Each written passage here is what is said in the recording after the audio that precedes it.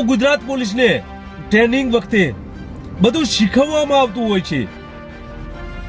Police આરોપી સાથે કેવું વર્તન કરશે, આરોપીને કેવી રીતે રાખશે, આ બધું ટ્રેનિંગ દરમિયાન શીખવવામાં આવતું હોય છે. પરંતુ કેટલાક પોલીસ કર્મચારીઓ આ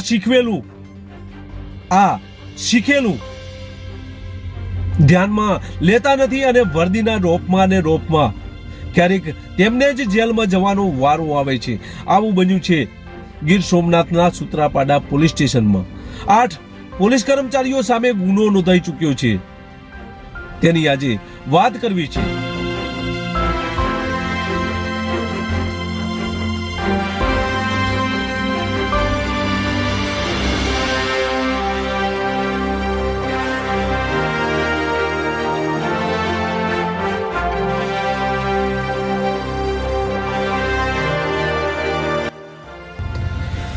નમસ્કાર, ક્રાઇમ આવાજ ન્યૂઝમાં તમારું સ્વાગત છે. હું છું તમારો નાનજીભાઈ ઠાકોર.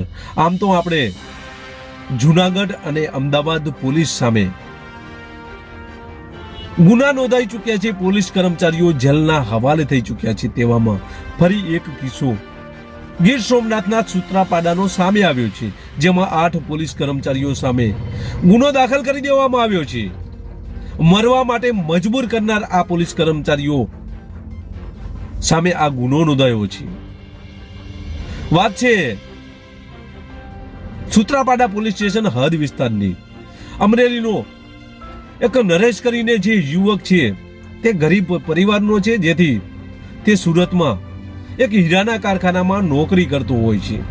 તેવામાં તેનો સાળો તરુણ કોઈ છોકરીને લઈને તેને ત્યાં આવે છે અને આ નરેશને કહે છે કે હું આ છોકરી સાથે લગ્ન કરવા માંગુ છું, પ્રેમ લગ્ન કરવા માંગુ છું. તેવામાં આ છોકરીનો પરિવાર છે તે પણ આ છોકરીને શોધતો હોય છે. તેવામાં સમાચાર મળે છે કે આ તરુણ લઈ ગયો છે. એટલે આ પરિવાર તરુણ સામે અપહરણની ફરિયાદ સૂત્રાપાડામાં લખાવે છે. આ લખાવ્યા બાદ તરુણની ધરપકડ કરવામાં આવે છે. છોકરીને તેના પરિવારને સોંપી દેવામાં આવે છે.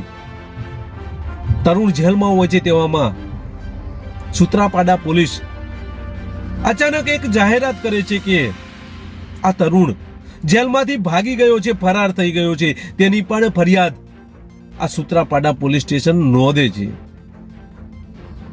નરેશ અને આ તરુણનો પરિવાર ચિંતામાં હોય છે, કારણ કે પોલીસ સ્ટેશનમાંથી આ ફરાર થઈ ગયો હોય છે. તેમને પણ ખબર નથી આ ક્યાં ગયો. તે લોકો પણ આ તરુણને શોધતા હોય છે. તેવામાં આ તરુણનો સાળો નરેશ આ પોલીસ સ્ટેશનમાં એક આરટીઆઈ કરે છે. નરેશે આરટીઆઈ માંગતા પોલીસ નારાજ થાય છે. એ જ રાત્રે અમરેલી પોલીસની મદદ લે છે અને સૂત્રાપાડા ખાતે આ નરેશને ધરપકડ કરીને લઈને આવે છે અને તેને પણ જેલમાં નાખી દે છે. વહેલી સવારે 5 વાગે એક ઘટના ઘટે છે. તેમાં અચાનક આ નરેશ ઊભો થાય છે અને સળિયામાં માથું ભટકાવે છે, માથું ફોડી નાખે છે. સૂત્રાપાડાના સીસીટીવી કેમેરા બંધ હતા, પરંતુ સદનસીબે સામે બેઠેલા પીએસઓની બોડી વાન કેમેરો ચાલુ હતો. આ સમગ્ર ઘટના આ બોડી વાન કેમેરામાં કેદ થાય છે. પોલીસ તરત જ લોકઅપમાં રહેલા આ નરેશને બહાર કાઢે છે અને સૂત્રાપાડા હોસ્પિટલમાં લઈ જવામાં આવે છે. અને ત્યાં પણ ડોક્ટર તેની ગંભીર હાલત હોય, જેથી વેરાવળની હોસ્પિટલ ખાતે લઈ જવાનું કહે છે. ત્યાં પણ આ લોકો લઈ જાય છે. ધીરે ધીરે તેની સ્થિતિ બગડતી જાય છે. જુનાગઢ પછી રાજકોટ અને અમદાવાદ, આમ અલગ અલગ હોસ્પિટલોમાં લઈ જવામાં આવે છે અને ત્યારબાદ અમદાવાદ તેનું મોત નીપજે છે. પોતાનો દીકરો ગુમાવ્યો હતો, એટલે તેમની ગંભીર બહુ જ હાલત હતી. પરિવારનો એક જ પ્રશ્ન હતો કે આ કેવી રીતે અમારા દીકરાને ટોર્ચર કરવામાં આવ્યો અને આવું તેણે પગલું ભર્યું. પરિવારની એક જ માંગણી હતી કે જ્યાં સુધી આ જવાબદાર પોલીસ કર્મચારીઓ સામે કાર્યવાહી નહીં કરવામાં આવે ત્યાં સુધી અમે લાશ લેવાના નથી. પોલીસ આ લાશને 5 દિવસ જુનાગઢમાં રાખવામાં આવે છે. પરિવાર પણ ન્યાય માટેની માંગણી કરી રહ્યો છે. તેવામાં 8 પોલીસ કર્મચારીઓ સામે આ વિડીયોના આધારે ગુનો નોંધવામાં આવે છે. મરવા માટે મજબૂર કરનાર 5 લોકો સામે આ ગુનો નોંધાઈ ચૂક્યો છે. મૃતકની એક જ માંગણી હતી કે જ્યાં સુધી જવાબદાર પોલીસ અધિકારીઓ વિરુદ્ધ ગુનો દાખલ ન થાય ત્યાં સુધી મૃતદેહ સ્વીકારવામાં નહીં આવે અને આ રીતે અડગ રહ્યો હતો. ત્યારબાદ આ મૃતદેહને જુનાગઢ ખાતે લઈ જવામાં આવે છે, ત્યાં રાખવામાં આવે છે. તેવામાં આખરે નરેશભાઈ જે છે તેના પિતા જીવાભાઈ જાડિયાની ફરિયાદના આધારે ગઈકાલે સુત્રાપાડા પોલીસ સ્ટેશનમાં તાલાલાના CPI RN Jadeja, Sutrapada PSI Nanjibhai Vaghela, મહિલા પોલીસ કર્મચારી ઈલાબેન કામડિયા અને અન્ય 3 પોલીસ કર્મચારીઓ સહિત અજાણ્યા 5 થી 6 પોલીસ કર્મચારીઓ વિરુદ્ધ ગુનો દાખલ કરવામાં આવ્યો છે. નરેશના પિતાએ જે ફરિયાદ નોંધાઈ છે તે મુજબ જોઈએ તો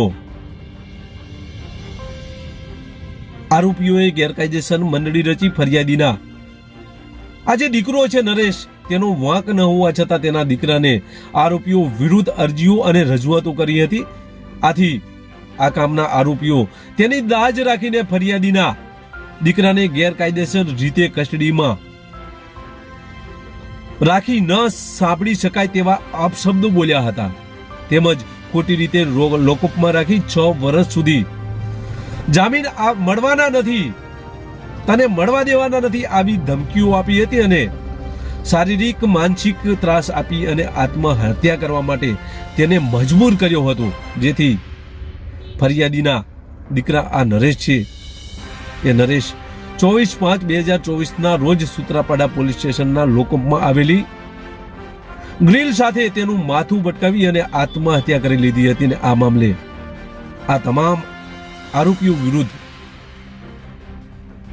ગુનો નોંધવા માટે રજૂઆત કરી હતી અને આ તમામ સામે ગુનો નોંધાઈ ચૂક્યો છે. ત્યારે તમામ આરોપીઓની ધરપકડ કરવામાં આવે તેવી અરજ કરવામાં આવી છે. બસ એ જ. જો તમે અમારી ચેનલમાં નવા છો અને આવા જ લેટેસ્ટ ન્યૂઝ જોવા માંગો છો તો અમારી ચેનલને અત્યારે સબસ્ક્રાઇબ કરો, જેથી આવનાર લેટેસ્ટ ન્યૂઝ તમારા સુધી પહોંચી શકે. નમસ્કાર.